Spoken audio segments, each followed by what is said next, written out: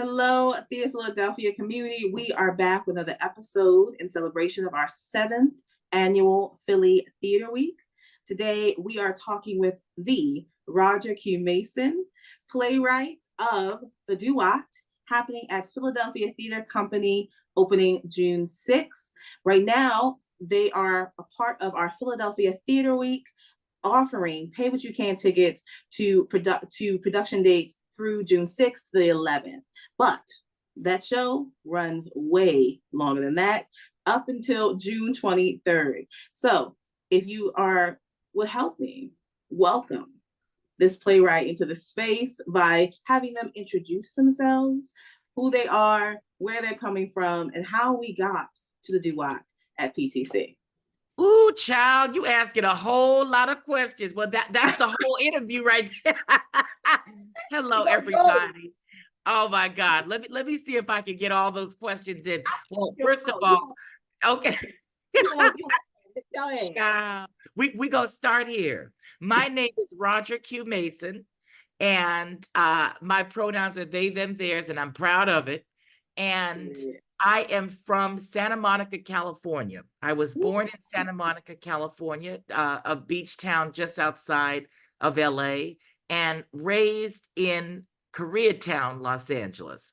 And this is very important, actually, to the play that is being featured in Philadelphia, because when I was born in the 1980s in Santa Monica, it was connoted as a primarily insular and white town. And so when I would say to people, Black and white and otherwise, that I was born in Santa Monica, they would not believe me. They would be completely stupefied by that possibility, because those areas were not for us, quote unquote.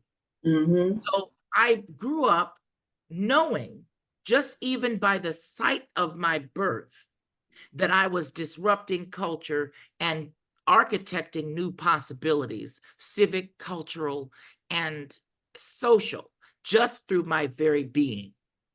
And I grew up in a household of folks that really understood that we have to imagine ourselves despite the limitations of systemic racism.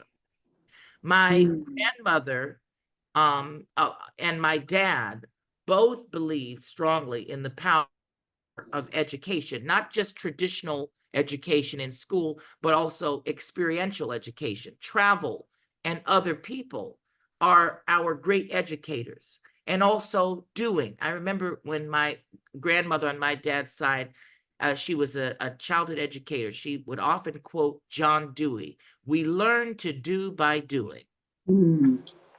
And so my whole life has really been dedicated to the power of improvisation and experimentation. I consider myself to be a jazz playwright in that great tradition of musicality and community. My work is built largely on the strength of the people around it. I know that there is no singular individual that writes a play. A play is a snapshot of learning that is developed through astute, humble, and very attentive concentration on the truth around you. I am here as a mirror onto nature. I reflect back to the people what their hopes, dreams, desires, nightmares, and fantasies are. Now, they may not always like what we report, because sometimes human beings can be ugly, but also human beings are capable of doing wondrous things, marvelous acts of kindness and feats of bravery and instances of tremendous selfless kindness. We hold that possibility within us, all of us, to do good for other people. I think about when I was in 10th grade. Child, you making me talk about my childhood. You asked. Not talking about the child. I remember when I was in 10th grade, and we had his name was Professor Warburger, and he was a PhD, and he had come to our school. He was from, in my mind, he was from Hawaii. I don't know if he had taught in Hawaii or he lived there. Not in your mind. Now, in my mind, he was from Hawaii. And I remember on the first day of school in U.S. history class, he took our textbooks away, the ones that the school had ordered us to purchase. We went to Pilgrim School, which was a Congregationalist school, meaning the Pilgrims, so Puritans. So you can tell what kind of, education they wanted to support. But yet the school was liberal leaning, but had a lot of influence from the church. But he took a history book away, and he had bought us People's History of the United States by Howard Zinn instead. And that was what we used to learn American history. And I'll never forget the first chapter was on Christopher Columbus, and it featured a diary entry from Christopher Columbus where he looks on, I believe, the Arawak tribe in what he called Hispaniola. I can't remember what they called it. And he observed these people hardy of stock and said they would be good for working. And what Howard Zinn is suggesting is that the country in the 1400s, even in its discovery, quote unquote, heavy quote unquote, very heavy quotes, the attitude of the people doing the quote unquote discovering was exploitation. And we have not stopped doing that ever since. So how do we create a counterbalance to that culture? Unity and loving kindness. And so the Duat is really a prayer for community. It is a play about brother outsider. This is an individual called Neil who grows up, and we see him over really an 80-year period. It's a solo show. He grows up in the late 40s and early 50s in a non-traditional Black household that doesn't fit the monolithic definition of Blackness that's prescribed at the time. And because of that, he becomes an outsider. And we watch him fall further and further and further into solitude because he doesn't fit the mold of who Black folks define themselves to be. But also he comes from a household that rejects community. So it's a two-way street. It's complicated. He's not willing to meet the people, and the people can't find space for him. And this disconnect causes him to, when he's in college, be an FBI informant and disrupt the good work of the Black power while he's in UCLA. So the sort of climax of the piece is his decision to, rat out or betray the movement and work for the FBI. And then the last movement of the piece is his reconciliation of who are you now in those years after? What was it worth it? Betray the community. And now in your demise, how can you find peace? And so the play takes place in the Pan-African Egyptian afterlife. And that's important to say because our vision of it, Black American vision, is different. Different. And yet it pulls from many elements of the traditional African, North African notion of the afterlife. But in our vision of this Pan-Africanism, much like the work of Marcus Garvey and sort of the earlier work of Malcolm X, and then of course influenced by that great opera about Malcolm that I recently saw. So amazing. Why do we have to create paradise elsewhere, even if it's in the stars? Because we can't find home here on Earth. And so the purpose of a Pan-African Egyptian afterlife is to reach back to a place that may or may not have actually existed for us, but in our minds, we can point to evidence. One day I was king. One day I was queen. One day I was somebody. Today I may be beaten because I looked a certain way in a neighborhood and Karen called and said, I don't think that one belongs here. One day, today, I may be pulled over because I fit the profile of somebody that you think might be doing wrong, and you don't, and you have a quota to fill or some steam to blow off, and you want to enact your frustrations on somebody that you think is beneath you, that you think is beneath you. But one day I was somebody, and I will return to that place. I have hope. I have faith. And that feeling of being somebody carries me through every day in which I live and breathe on this bitch of an earth, as Samuel Beckett would call it. So it's about hope, and it's about aspiration. I reach for the stars, I reach for the sublime, because here I may be toiling in hell, but one day I will be free. That's my interpretation of that. So, of course, the person who didn't get along with his culture gets thrust right into it and has to reckon with it in his demise. So it's a bit of dramatic irony. You know, it is. You done talked shit about these folks and ratted them out to the police, and now you have to depend on them in your afterlife to bless you. And that is a testament to what we talk about in the notion of what to bring on stage that really strikes not necessarily the conversation, what we think is radical conversation, but what is actual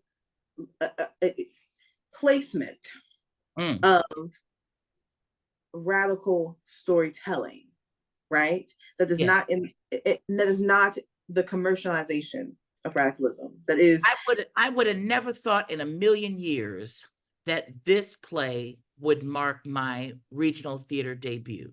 I would have never thought in a million years that this would have been the play that would bring me to Philadelphia and to the larger mid-Atlantic theatrical conversation, that storied history of shows being developed and produced in Philadelphia and then being exported to the world to change it in some positive way. I would have never thought that this particular play, this tiny meditation on the search for home, but maybe that's what we need now. You know, I teach at Cal Arts and in LA, and in our class, we talk about mythology and the enduring power of mythology as a utilitarian expression of human need. So long as the human psyche possesses a deep question about their experience and needs a story to guide them, comfort them, and aid them through the complexities of that question, a myth exists. In other words, a myth is what you need it to be, and what you need exists in myth. We tell ourselves myths all day, every day. It's just how we understand our condition in the world. So as long as a particular question remains in our minds, we will tell ourselves myths about it. So I think what that's saying to me, and if the reception of this piece when we did the showing in the winter is any evidence, and I was listen, you all are a tough crowd. You know, they say, oh, if you could make it at Apollo, you know, what is it, amateur night at the Apollo? No, that ain't got nothing on Philly. Philly will hiss and moan your ass back on the plane and keep it moving. And don't you look back, honey. But to be received with such embrace and warmth as a new playwright to your town was a true honor and a blessing, but also a testament that the myth I was telling was something that the people not only needed, but they were looking forward to. So I'm not going to impose on anybody what the question is that I'm asking. I'm just going to present the work and know that by telling the truth, it will resonate with people because somebody going to hear me holler. And we heard you holler. That's what we heard. Yes. But I think also the notion of when we talk about what makes this story needs to be told now, right? Yeah. Is also what dimensions are you adding? Are you bringing to the Black, the brown, the indigenous body through your work? The whole when you talk about this coming to home, right? Like this coming home story to coming home to yourself, even, Exactly. That right there is what they don't want us to do. What the oppressive forces, they're like, what? You can't put this on stage. You can't tell these people this is how they come and get to know themselves. This is how they come and this is what they can expect. This is another version of the afterlife. You're breaking down a different dimension that they don't need to know. They exist in the second dimension. We don't need 3-dimensional characters, 4-dimensional characters. Well, I think we live in the 3 dimensions that we know about, space, time, and opportunity.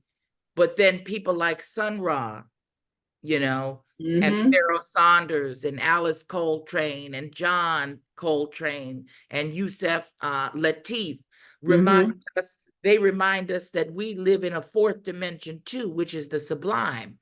Come on. We live in the stars, and that's the dimension where art is made.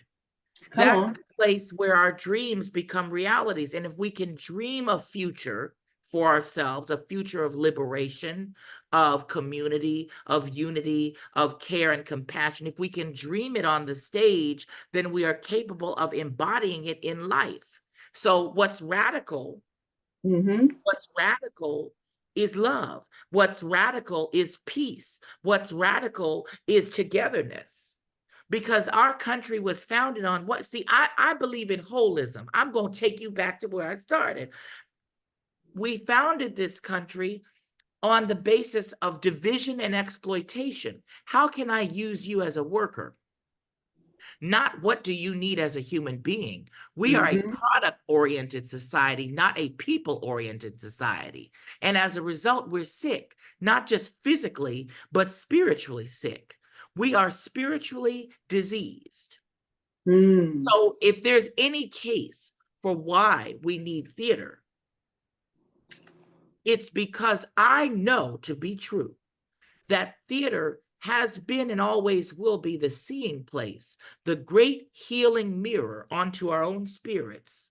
That gives us the time and place amongst our peers to meditate on who we can be and ground, so that when we walk out of that door, we are ready and prepared and fortified, because we all bore witness to each other's blessing. We were blessed when we watched a play, and we saw each other in that blessing. And now we as a unit have an obligation to spirit to walk out that door and do something with the knowledge that we gain. How can we take what we've learned and make this world better than where it was when we came into it? And that's the story's being told. The story, even knowing that, right. And when you look at how we look at the access to theater and who is telling the story and what bodies are on stage to witness these stories told, the limitations put in place into how different communities can access theater are put there because they're like, y'all don't need access to the sublime, even though we are the source. We understand. What was it that Wayne Shorter says? He has a lyric to a song where he's talking about going back to, I think it's called Origin, and he's talking about going back to the source of who we are. I mean, there's something primordially empowering about sitting in a room and hearing a story of how day turns into night and night turns back into day. You know, the afterlife in ancient Egypt is the ritual of the Book of the Dead is called coming forth by day. And we were at Cal Arts one day, and I said, "Do you all understand what that means?" I said, "Let me tell you what that means." You know, I didn't let him answer. I got a rhetorical question. I said, "Let me tell you what that actually means." The ancient Egyptians believed that when someone was put into the field of reeds, they then were responsible for bringing the sun back each morning. So they didn't just sit in paradise. You had a job. You were still obliged to connect to the community of the living. Even in your lives, you are in community and service to the others who are waiting to get to this place of paradise. So you are never divorced from your community. It is an intrinsic part of who you are and how you are being in the world, your sense of being in the world. So I found that to be a very powerful notion about our obligation to ancestors, to people we're living with in this time we're given, and to whom we leave the world after we're gone. You are in service. The entire time you are in service. And ultimately, that's one of the questions that play, the Duat, asks is, what do we owe to each other in this life that we lead? How do we help other people, and how do we honor other people, and how do we task them with honoring us? Because that's a two-way street. I see the humanity in you, and you see the humanity in me, and together we see each other, and together we seeing each other sees the world.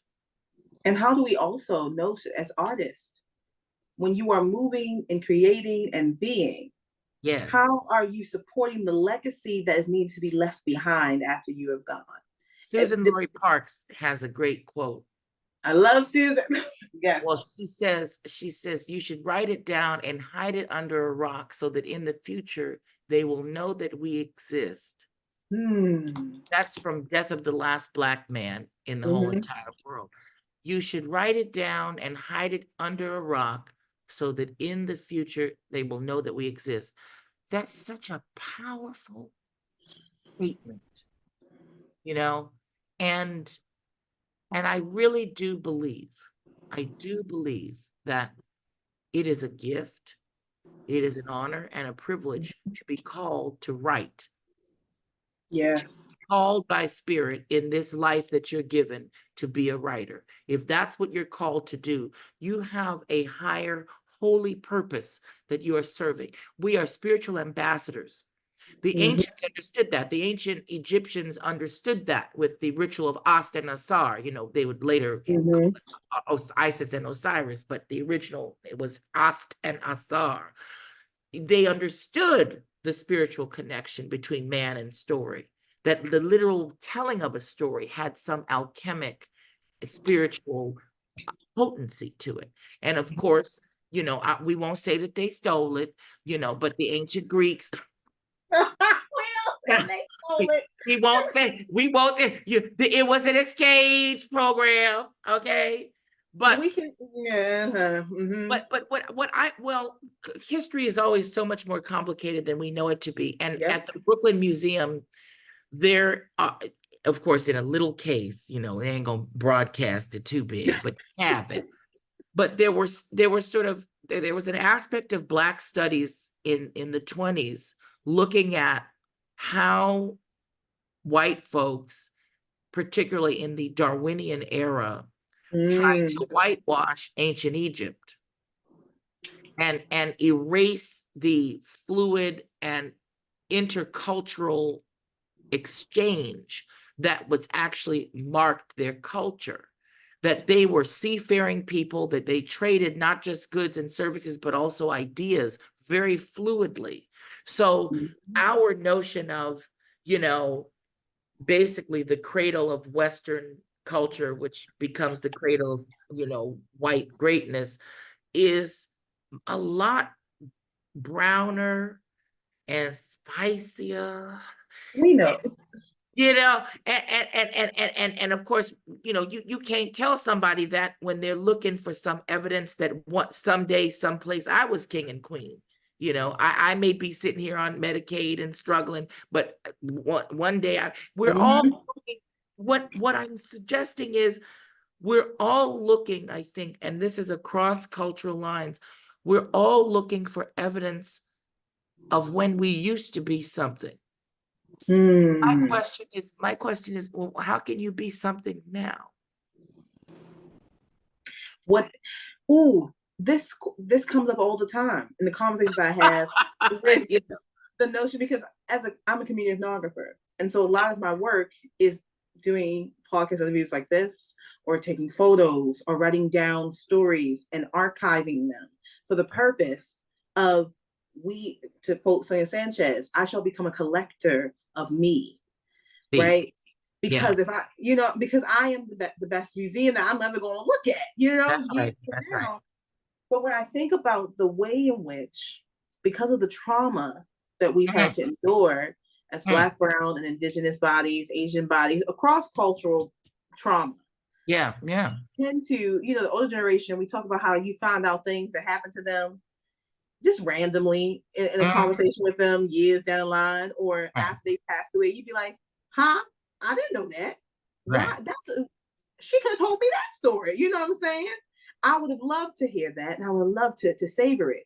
I literally am so grateful that I had a great grandmother who told me the stories of her youth, and of her present as well.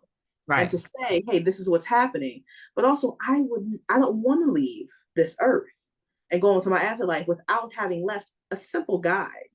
And knowing that my job is not done, because a lot of time in Christianity that was taught to us. Not the original version of Christianity. And that. Well, right. Yeah, the one that they were some radical, magical humans too. Yes, but the Christianity was taught and slavery. Right. That one said, "Oh yes, you do the work. So when you get there, he's going to say, well done,' and you rest the rest of eternity." And no, it's not. No, you talk about, you have work to do on the other side. That's as well. Right. And you have work to do here to help people along. That's making me think about and see, like, I know we're supposed to be talking about this play, but also we're talking about life, and life is art. Listen. Right. But that's making me think a great deal about the early slave rebellions. That moment in which whiteness, for our understanding of it, is really invented. You have two classes of people. One is Black and enslaved, and the other is an indentured servant. And they recognize that their financial plight is similar, and not the same, but it's similar. And so they decide that they are going to unify and rebel against their masters. And the masters have to break up this union. And they do it in the most fascinating, psychologically traumatic way.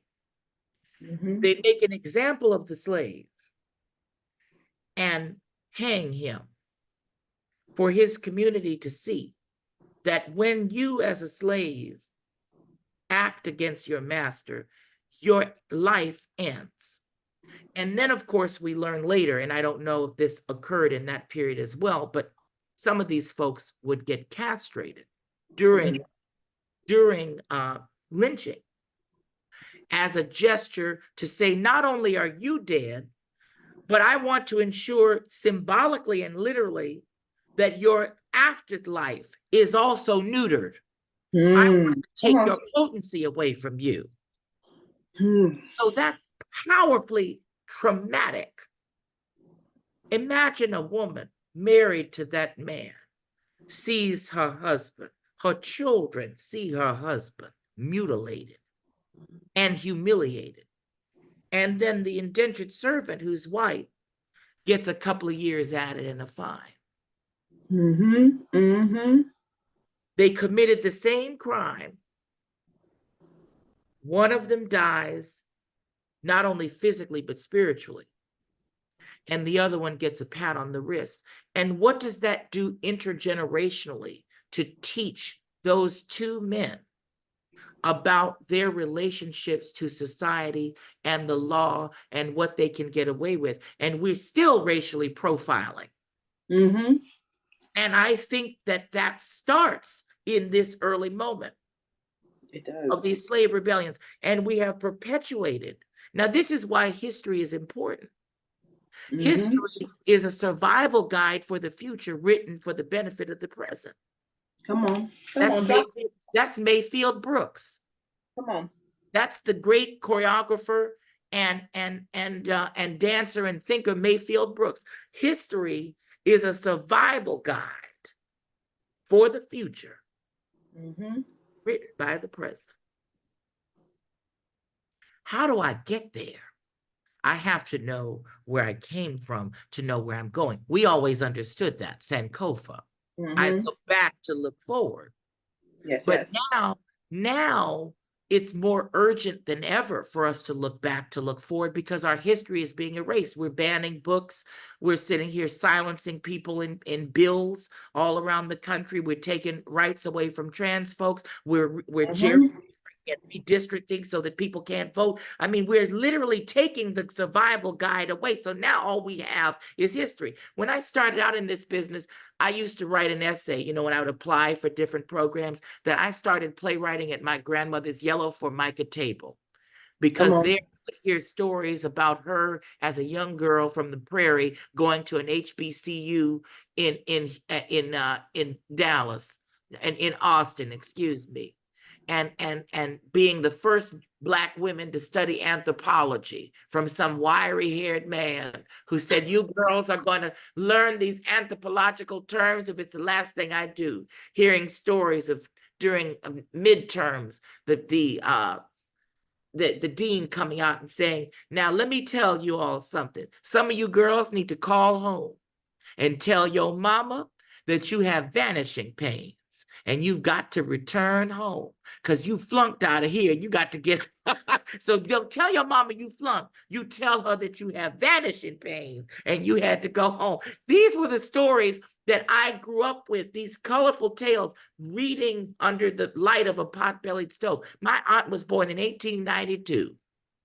Mm-hmm. So my relationship to Jim Crow, to Reconstruction and its aftermath, was direct. I'm going to say this. I love playwrights who I can identify and know we were both ear hustling children. Yes. I sat on the steps in the corner, like quiet as a mouse, to the point where my mother would be like, Sabriya, when did you get here? What? Go play with the kids. They ain't doing nothing. What? Mm-hmm. Y'all telling important stuff that I need to know right now. Right. And they're wondering, and the thing about you talk about this, like looking to our history for our future. Right. But also the importance of staying present as well in your actions in the present. Because a lot of people I see people who write these plays that are all about the future. Right? This and sometimes it lacks the depth. Not because they haven't explored the history, but because they present no actions to get to the. That's right. That to me is a responsibility as well. Like what you're saying about, we know all of these things. We also know that we need to do the work. Yes. We need to write the work. We need to produce the work. We need to put it out there. Yes. So that someday the future that we're looking for and hoping for, we don't forget to place the letter out under the rock. And then sometimes they already did it. They found a road to freedom. It was squashed, but they did it. And now that road is dangerous. So they've censored that road and have kept it from you. But that's actually what you need now. So it's interesting to just finish that loop of the yellow formica table. I would hear all of these stories and I would write these applications with that idea. My dramaturgy was familial oral history. Come on. And I would get all these rejection letters. Mm-hmm. Mm-hmm. Then I refigured them and I started talking about the business and aesthetic, and I'd get in. And that taught me something very tragic, which is that we don't value people that know who they come from. And I was made to feel ashamed that I was a history-based writer for a long time. I was made to feel ashamed. Now, you see where ignoring history has gotten us as a society. So I'm very grateful now to be in vogue. You know, Langston talks about the Negro being in vogue. I'm very thankful that I stayed true to my principles. Yes. And not relent and change who I was, because one day you all would need me and the stories I'm telling. And let me tell you something, honey. That day is today. Come on. And it's all right. I was just marinating all that time. I was getting good and seasoned for you. And I knew y'all would come around. I knew the American theater would come around. And now we're here. Now we need these stories. And you know what? Great business person that I am, I'm happy to provide them. Child, my shop is always open. What you need, what you want.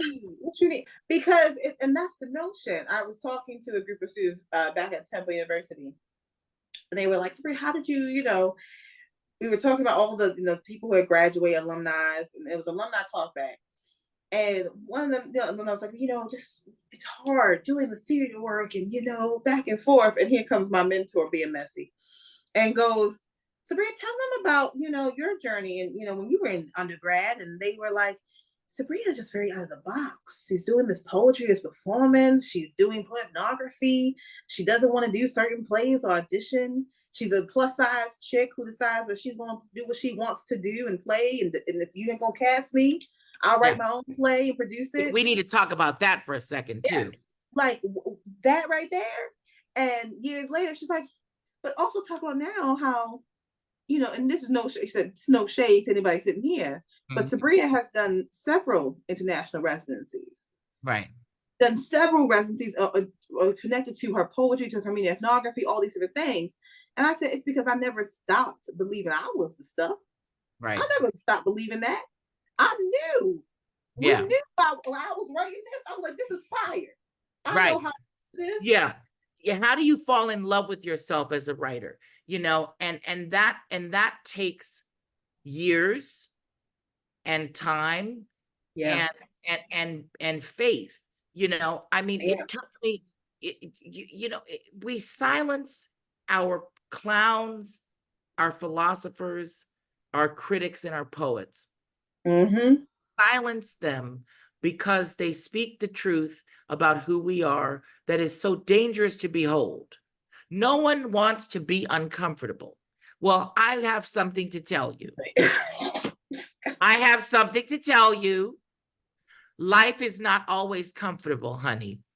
And I think one of the great keys to finding peace in this world is learning how to embrace discomfort. Now, I'm not talking about being some kind of sadomasochist of BDSM, whatever, I'm not talking about that. But if you into that, we live in a sex positive and a inclusive world. So do your thing. I'm not saying nothing. But what I am saying is that we need to learn how to acknowledge and ride with the wave of life's instability. We need to learn how to embrace discomfort and the unknown. And find some peace in the solidity with which we navigate those moments. How do we have the faith in ourselves, in the people that we call our friends and our family, our chosen friends and family, specifically? How do we lean on those communities in times of duress and trial and tribulation? And also, how can you celebrate yourself? I mean, I have to say, especially in the last couple of years, I have really fallen in love with what I write and the way in which I make work.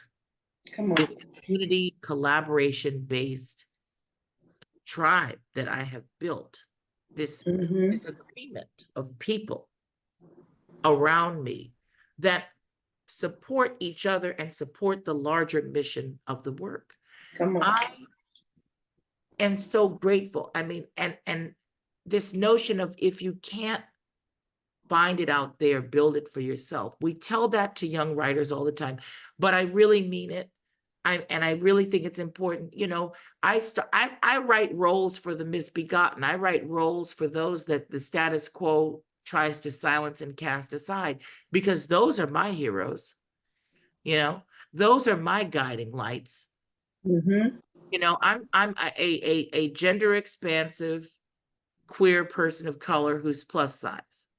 Yeah, come on. If I looked at the media, I'm the butt of the joke and the friend and the guest star and the comic relief. I'm not capable, in the opinion of mass media, of having a complicated, full three-dimensional, four-dimensional, you know, life that includes, you know, love and success and affirmation and difficulty and all of these things that I know I go through. So when I started writing, I said, I want to write for me. I want to write the stories that let me know that I exist. And other people like me exist, whatever that likeness might be. There are many different inroads to community, you know, and there are many different communities that we all are a part of. So how do we make space for diversity of experience, not just racial diversity, but diversity of perspective, diversity of culture, diversity of philosophy? How do we create a world where we talk to each other? You know, cancel culture is all about avoiding discomfort. Come on. Cancel culture is all about, I don't want to hear that. That doesn't comport with my vision of the world, so I don't need to hear it. Well, what happened to civility and diplomacy and hearty debate? What happened to communication? What happened to dialogue? Those aspects of the human condition expand our minds and our worldview. And without them, we grow smaller and our brains start to atrophy. And we exist in a tiny bubble that only affirms the notions that we think are the truth. And see, and on that note, this is what Theater Philadelphia wants to do in the future, is to hold these conversations, these spaces. And also, what I hope theater on a global scale embraces even more. Right. In these moments where we are torn over, you chose this for this season during this time, or you did this during this time, right? How do we embody the notion of, yes, I'm uncomfortable with that you see the world that way. Right. But one, that doesn't absolve me from the responsibility to be in communion with you. Right. That doesn't absolve. And that's what I really love about Taby and Tyler, who are running Philadelphia Theater Company, is I believe through their inaugural season, and of course, history is written by the heroes. So because I'm part of that season, I think it's fabulous. You know, but in all sincerity, I believe that what Taby and Tyler are doing at Philadelphia Theater Company is creating a model and a guiding light based in new play development for the brave, bold, and adventuresome theater that Philadelphia has always possessed the capacity to make and should continue making, not just for export, but really for, by, and with the people of Philadelphia. I mean, first thing that I said to them when I learned that we were doing this show there was, how do we bring this to the people and serve them? Not just bring the people to us, but serve the people. So you know, what has happened over the last year has been this beautiful ambassadorship where I've gotten to meet actors and designers and instrumentalists that are involved with this show in some way, that are all Philly based. And let me tell you, Philadelphia, that Philadelphia sound is alive and well. And what I love about Philly is that it's truly an arts town, and that the arts are a part of everyday life. It's not some inaccessible and novel experience that happens for the few. The town seems to me, and of course there are difficulties everywhere, but it seems to me as the guest looking in, that there's a concerted effort to make the arts and make dialogue about the arts a central conversation in the general culture of the city, because you all understand a very important thing. The arts are perhaps our greatest summation of all the education that we have. It involves math, it involves history, English, science, social studies.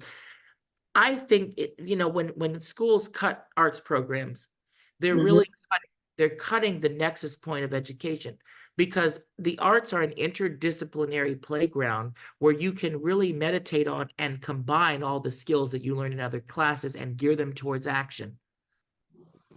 And even if you don't become an artist in the future, even if you're, not going to become the next, Coleman Domingo or whatever the case may be, the skills that you learn about building community, about collaboration, about critical thinking, about interdisciplinary, formulation of ideas, all of those things they happen while you're on stage dancing, to Guys and Dolls. You don't realize it. You don't realize that that's what you're doing while you're in that musical, in the chorus in the back, because you wanted the big part, but you were a sophomore and they gave it to the senior. You don't realize that, but you're expanding your mind. And that's the most important part. That's the most important part. I mean, that's the beauty. And what I love about Philly is that I feel that your city understands that power. And makes it a part of everyday life in a way that's real and accessible and tangible for everyone. And I only hope that your city is able to continue doing that. I see behind you, there's a sign called Save the Arts. And my hope is that Philadelphia will be able to continue to foster an accessible relationship to the arts, particularly to theater, for its citizens to come, and that other cities who are looking for models of civic organization based on community and innovation will see your city, the city of brotherly love, as a guiding light for how the arts can change and transform the human spirit and make productive, engaged, critically thinking, and positive, unifying citizens. Yes. Roger, I thank you immensely for what you have poured into this conversation today and into the Duat. I can't even tell you how mad I was that it was an excerpt last time I saw the window. I said, hold on. Well, I wasn't gonna unwrap all my candy, honey. I needed you all to come back for something. I was like, I said, hold on, time out. I said, I'm invested, right? But also what I am grateful for is the investment that we see in playwrights coming to Philly and doing work that really pours back into the community and embodies the storytelling we need. We're gonna wrap this episode up, but I will say that if you are around in June, you better stop by the Philadelphia Theater Company to see the Duat, written by Roger Q. Mason. And if you're smart,